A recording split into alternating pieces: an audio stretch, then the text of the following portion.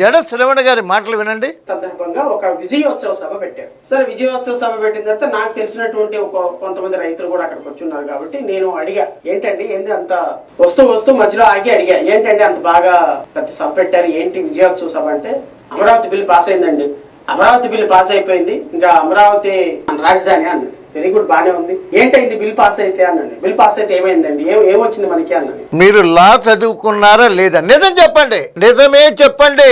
శుభం జరిగితే పండుగ చేసుకుంటాం, అశుభం జరిగితే ఏడుస్తాం. ఇది మానవ సహజం. అక్కడ రైతులందరికీ కూడా 10 సంవత్సరాల పైన, ఒక దశాబ్దము పైన కళ.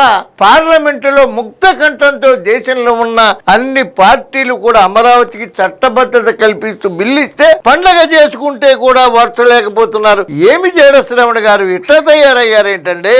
ఏంటండి మీ బాధ ఏంటి, మీ గోడ ఏంటి చెప్పండి. ఎలాగోలా తెలుగుదేశం పార్టీ, కూటమి పార్టీలు అన్ని కలిపి మీ బాధను తీరుస్తాయి. ఏంటి సార్ పండగ వాతావరణం సార్, అది చట్టబద్ధత రావడం అంటే పండుగ సార్. అది పండుగ కూడా తెలియదా మీకు? ఏం సార్ ఇది? కొంచెం ఆలోచించి మాట్లాడండి. గౌరవాన్ని పాడు చేసుకుంటున్నారు సార్ మీరు. చట్టబద్ధత, అమరావతికి శాశ్వత రాజధాని.